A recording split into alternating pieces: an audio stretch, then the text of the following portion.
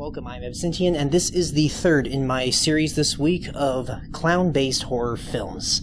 And today is going to be Rob Zombie's 31, a more recent film compared to the other ones that I've so far reviewed. Now, this one follows a very simple script. It's a group of carnival folk that are traveling to wherever their destination is, get captured and thrown into a warehouse. Now, the rule of this game that they are subjected to by a few rich people that are dressed as French aristocracy is to survive 12 hours within this warehouse, while they're being assaulted by multiple clowns of different styles and varieties. Now, this film does have a problem, as a lot of the characters are extremely foul-mouthed right from the beginning. It's all very crude language, and yes, it seems to work for the characters, but the problem is that throughout the whole film, every single character is extremely crude language, and there's barely any scene where there isn't this type of language. The problem is that ends up being an issue later, as you're being bombarded with this throughout the whole film. So, at least for me, I just didn't feel as much impact from it anymore once it hit about the halfway point. It's like, oh, they're just talking again. It didn't have any sort of power behind it, no matter how many threats are happening or anything like that, or how flowery the threat is.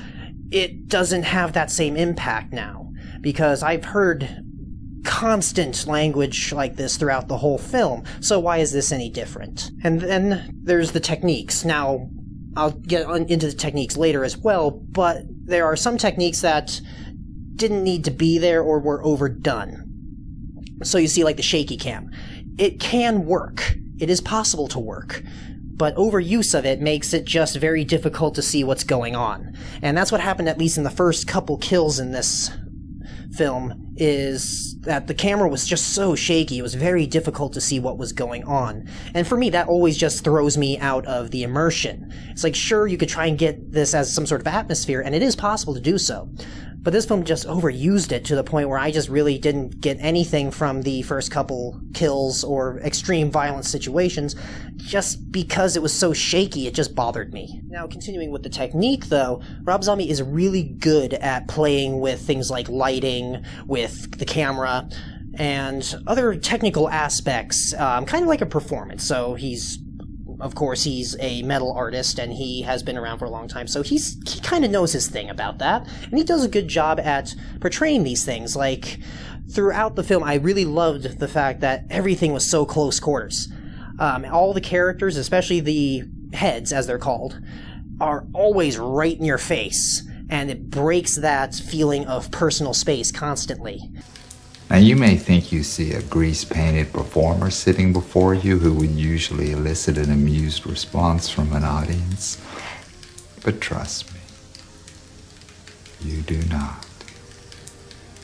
I'm not here to make you happy. And it's meant to make the audience uneasy, because there's always constantly some sort of, like, violence or something coming at the screen and in full view. So it's a constant assault, and something like this, that's what's meant to be in a movie like this. It's supposed to make you uneasy. It's supposed to sicken you with what is being shown on screen, and he does a good job at that. And then he does some nice little homages to some classics, like especially Italian horror films, like Dario Argento's or Lucio Fulci.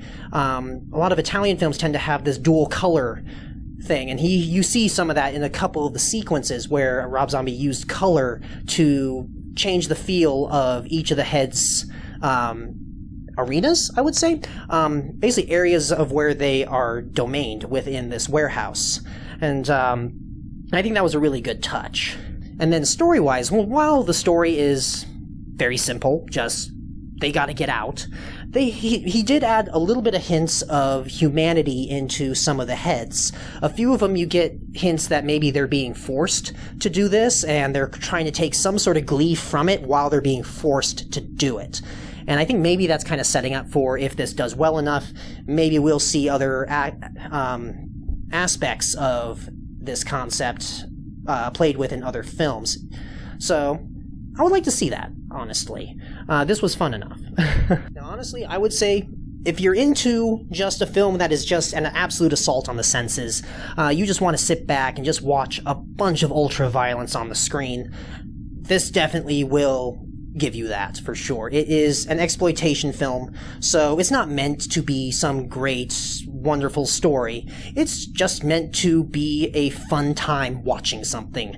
Watching some extreme violence, really good special effects, and it's a exploitation film through and through. So, honestly, if you're into those, definitely give 31 a watch. Thank you all for watching, and I'll see you next time.